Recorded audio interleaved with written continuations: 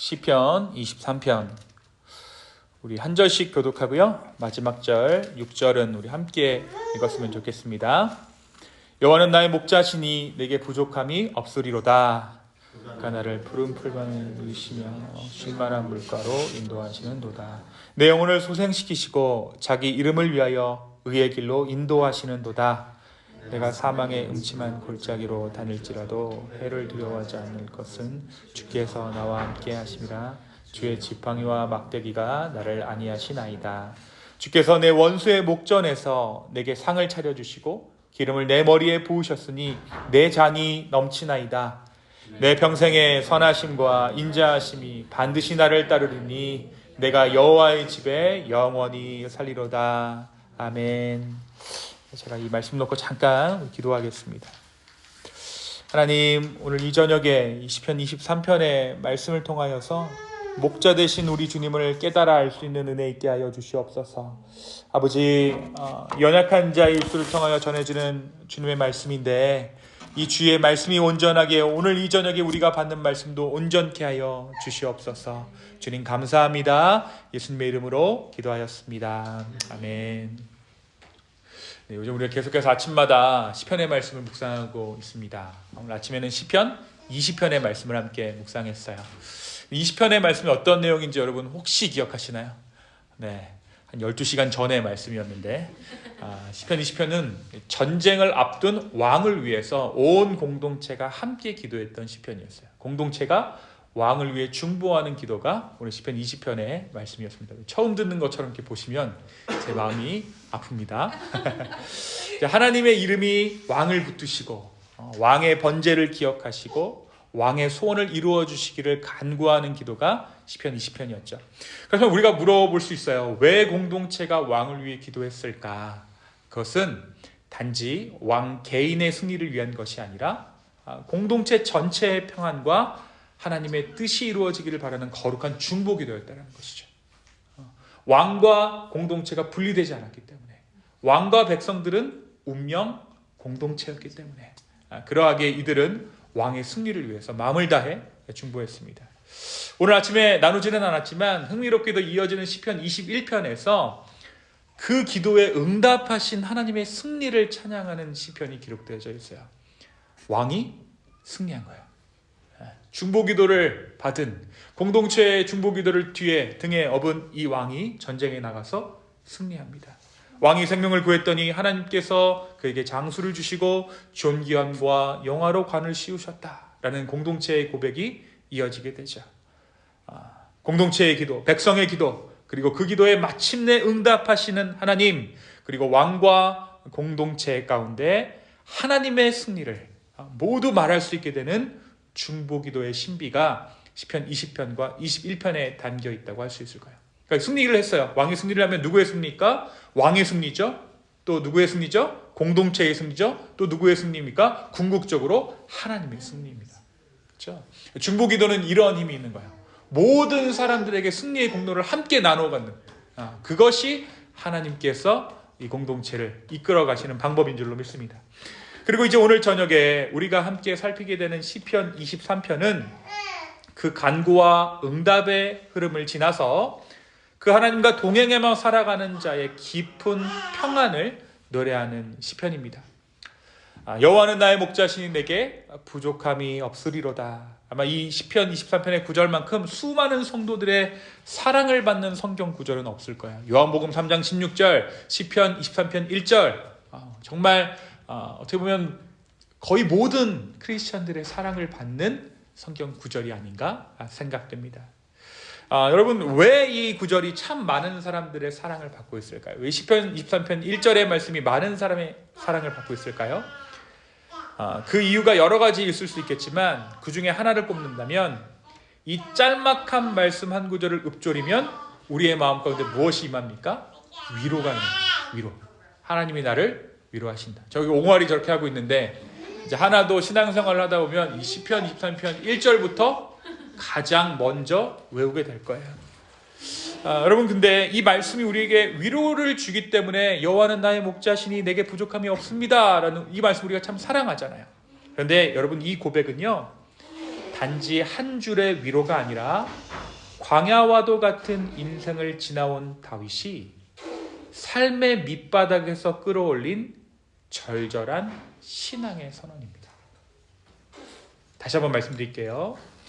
한 줄의 위로가 아니라 광야와도 같은 인생을 지나온 다윗이 삶의 밑바닥에서 끌어올린 절절한 신앙의 선언이 오늘 시편 23편 1절의 고백이에요. 이 말씀 한 구절만으로도 수많은 성도들이 큰 위로와 평안을 받아왔지만 오늘 우리는 이 고백이 단지 감정적인 위안이 아니라 삶의 실존을 꿰뚫는 믿음의 고백임을 함께 조금 나누려고 합니다. 여러분, 시편 23편은요, 시편 전체의 구조 안에서 매우 특별한 위치를 차지하고 있어요. 앞선 시편 22편에서 다윗이 어떤 고백을 하냐면, 나의 하나님 어찌하여 나를 버리셨나이까? 라고 다윗이 깊은 고통을 하나님 앞에 호소합니다. 자, 이 고백 어디서 여러분 들어보셨죠? 하나님 나를 어찌하여 나를 버리십니까? 그렇죠? 예수님께서 십자가에서 하신 동일한 고백이었어요. 그렇죠? 이 말은 뭐냐면 그의 고통이 죽을 것 같은 고통이었다라는 거예요. 죽을 것 같은 고통 이상, 죽을 것 같은 고통을 넘어 하나님과 완전히 끊어진, 하나님 계시지 않는다, 하나님 나를 돌보시지 않는다, 하나님과 완전히 끊어져 이 땅에 홀로 버려진 것 같은 그러한 상황에 다윗이 놓여 있었다라는 것을 우리가 헤아려 볼 수 있는 것이죠. 여러분, 유학하신 분들, 미국에서 처음 생활하신 분들, 말도 통하지 않고 문화도 서른이 때 남편도 자기 말 안 듣고 여러 가지 상황이 힘들었을 때 정말 이 우주 전체에 나 혼자인 것 같다라는 느낌들을 받아보신 적이 있으실 거예요. 아무도 나를 돌아봐 주지 않는구나. 결국 인생은 혼자구나 라는 생각이 들 때. 그러나 바로 다음 이 시편 23편에서 그 절망의 자리에서 하나님을 목자로 고백하며 평안과 인도하심을 확신하는 회복의 노래가 흘러나온다는 거예요. 그러니까 부활을 얘기하는 거예요. 22편이 뭐예요? 죽음을 이야기했다면 23편이 부활의 신앙을 이야기하고 있는 것이죠. 목자를 잃어버렸던 양이, 갈피를 잃어버렸던 양이 다시 목자를 찾은 것 같은 그러한 고백이 바로 23편 1절의 고백이었다는 거예요. 여러분, 모든 것이 평탄하게 나오는 고백이 아닙니다. 여태껏 목자 되신 주님을 잘 따라왔기에 드려지는 고백이 아닙니다. 수많은 죽음의 위기를 넘기고 때로는 누군가에 의해서 또 때로는 자신의 죄악 때문에 삶 전체가 무너져 내리는 것을 수차례 경험한 인생의 고백입니다. 내 인생이 왜 이렇게 어려운가? 내 인생에서 가장 어려운 그때를 이제 막 통과한 자의 고백이 바로 이 시편 23편 1절의 고백이라는 거예요. 여러분, 다시 한번 그러한 마음을 가지고 이 구절 한번 읽어볼까요? 시편 23편 1절입니다. 함께 읽습니다. 시작. 여호와는 나의 목자시니 내게 부족함이 없으리로라. 아멘. 오히려 다윗은 많은 결핍과 고난의 시간을 지나면서 심지어 목자를 잃어버린 것 같았던 때를 지났던 자신의 삶을 돌아보았을 때 하나님께서 필요한 모든 것을 그때그때 채워주셨음을 고백하고 있는 거예요. 그러니까 잃었다가 찾으니까 하나님이 맞아, 선하신 주님이셨지, 선한 목자 되셨지.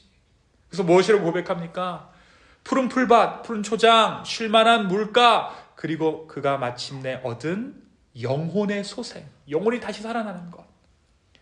여러분, 그가 고백하고 있는 이 모든 이미지들은요, 어떤 환경적인 개선과 환경적인 평안이 아니라 하나님 손길 속에서 누리는 내면의 평안이에요.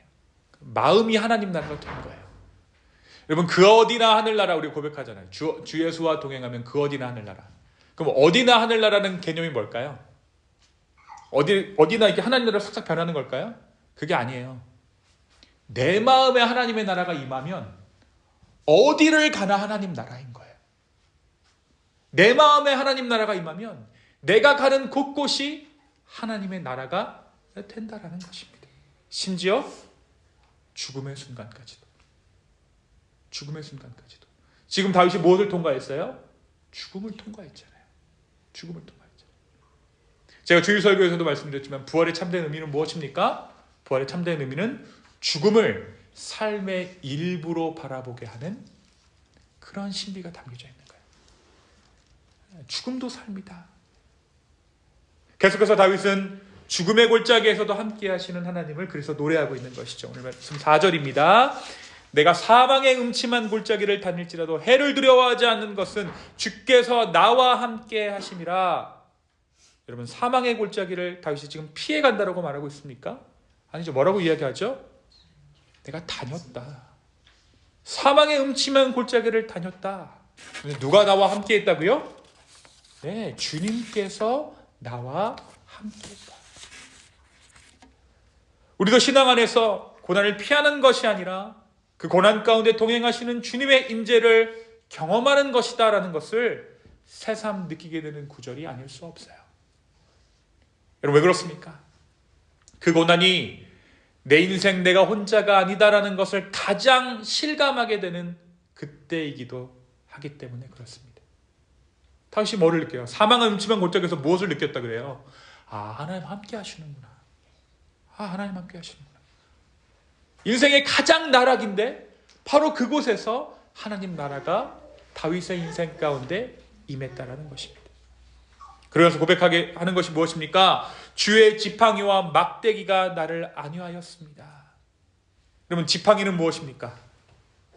다윗의 지팡이는 인도하심, 막대기는 보호하심을 의미해요.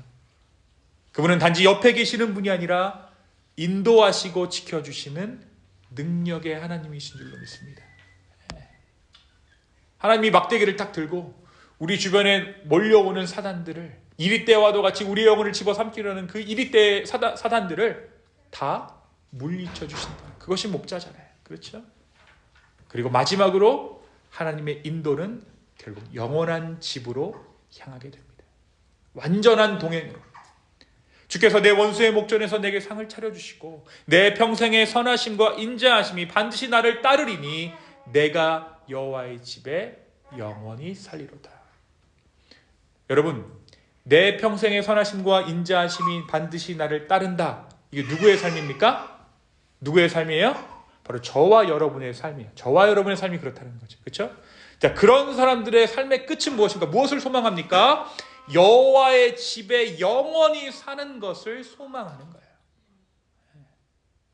이 고백은요, 여러분, 현재의 평안에 대한 감사를 넘어서 다가올 미래에 대한 확신이 담긴 신앙의 결론인 거죠. 다윗은 과거에 하나님을 경험했고 지금도 함께 하시는 하나님을 믿고 있기 때문에 이제는 그 하나님과 함께할 영원까지도 소망하고 있는 거예요. 자, 여러분, 그러니까 여러분 신앙생활 잘하는 이유가 왜 여러분께 하나님의 선하심을 맛보아야 합니다. 하나님께서 여러분에게 선하심을 맛보게 해주시는 그 이유가 무엇인가?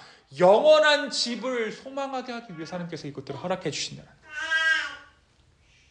영원한 집을 소망케 하기 위해서. 고난 속에서 그저 살아남기 위해 몸부림쳤던 이 다윗의 인생은 하나님의 은혜를 만난 후에 살아남는 산에서 머무는 삶으로, 버티는 존재에서 거하는 존재로 바뀌게 되었습니다.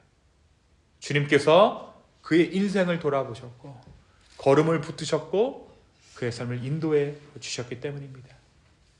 이제 다윗은 주님의 집에서 영원히 안식의 자리에 거할 날을 고대하며 믿음의 길을 걷고 있다는 것이죠. 사랑하는 성도 여러분, 우리는 하나님 안에서 살다가 하나님께로 돌아가는 존재예요. 그걸 꿈꾸셔야 돼요. 피하실 수 없어요. 외면할 수 없어요. 우리가 여기서 잘 믿는 이유가 뭐예요? 잘 죽으려고. 우리는 지금 그때를 준비하고 있는 거예요. 돌아가는 그때를 준비하고 있는 겁니다. 신앙은요, 지금 여기서부터, 지금 이 순간부터 영원을 향해 걸어가는 여정이기 때문에 그래요. 그리고 그 여정의 끝에는 누가 기다리고 있습니까? 주님의 집이 우리를 기다리고 있는 거예요. 하지만 종종 사단이 무엇을 우리에게 건드리는 줄 아세요? 우리가 돌아갈 집이 있다라는 것을 잊게 만들어요. 현실에 집착하게 만듭니다. 이생에 집중하게 만들어요. 이왕 사는 거 잘 살아야지. 더 풍요롭게 살아야지. 그렇죠? 성령께서 임하시면 반대 일이 일어나겠죠. 성령께서 임하시면 우리 가운데 무엇을 허락해 주실까요? 우리에게 돌아갈 집이 있다는 것을 가르쳐 주시는 거예요. 오늘 우리가 딛고 있는 하루는 하늘 본향을 향해 걷는 여정의 한 걸음이라는 사실을 주님께서 깨닫게 해주신다는 것입니다. 그러면 그래서 뭐예요? 죽음은요, 끝이 아니라 시작입니다. 시작이에요. 오늘 말씀 우리에게 일깨워 줍니다. 너희는 나그네다. 너희는 순례자다. 곧 여기가 너희 집이 아니라 곧 돌아갈 집이 있는 존재야.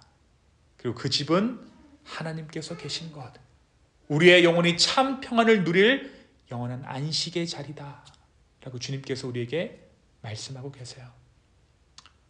사랑하는 성도 여러분, 우리에게 너무나도 익숙한 성경 말씀인 오늘 시편 23편은 우리에게 다시 묻고 있는지도 모르겠습니다. 지금 우리는 선한 목자 되신 예수님의 인도를 받으며 살아가고 있습니까?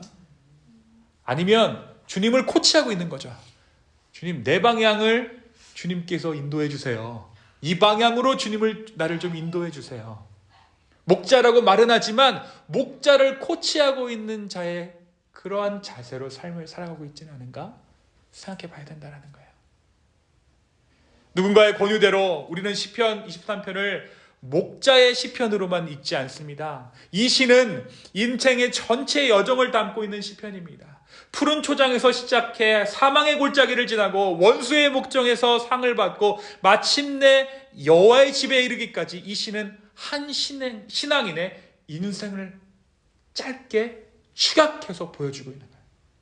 그래서 모든 사람들이 이 시편 23편을 보면 누구 얘기를 보는 것 같아요? 내 인생 보는 것 같은 거죠. 내 인생의 순례가 이 23편 안에 다 담겨져 있기 때문에 그래요. 다윗은 여러분, 다윗이 참 어떻게 보면 이스라엘의 왕이잖아요. 그리고 앞에 계속 공동체 얘기를 했잖아요. 그렇죠? 다윗이 오늘 1편에 보면 굉장히 이기적인 고백을 해요. 1편 다시 한번 고백해 볼까요? 1절입니다. 시작. 여호와는 나의 목자시니 내게 부족함이 없으리로다. 누구의 목자래요? 나의 목자래요. 누구에게 부족함이 없대요? 내게 부족함이 없대요. 그렇죠? 왕이라면 이렇게 고백해야죠. 그렇게 중보기도를 받은 왕이라면 이렇게 고백해야 될 것입니다. 여호와는 우리의 목자시니 우리에게 부족함이 없을 것이다. 아니에요. 신앙은요, 개인으로 갔다가 공동체로 갔다가 더 커진 나로 가는 것이 신앙입니다. 그리고 더 큰 공동체를 이루는 것이 그것이 신앙이에요. 나로 갔다 공동체로 갔다 더 큰 나, 더 많은 사람을 품을 수 있는 내가 또 다른 공동체를 이루고 다시 나로 돌아가는 것이 신앙이에요. 다윗이 지금 그것을 하고 있는 것이죠. 그렇죠? 여호와는 나의 목자시니, 여러분 이 고백이 가능하려면 그분의 손길을 내 삶 속에서 깊이 경험해 본 사람이 되어야 합니다. 다른 사람이 아닌 내 고난 가운데, 내 광야 가운데서 인도하시고 회복시킨 그 하나님을 나의 목자로 고백할 수 있는 자리까지 나아가는 것. 그리고 그 모든 공동체의 모든 사람들이 나의 목자 되신 주님을 노래할 때 우리는 그것을 무엇이라고 불러요? 공동체라고 부르는 거예요. 공동체라고 부르는 거예요. 그리고 그것이 시편 23편의 신앙인 것입니다.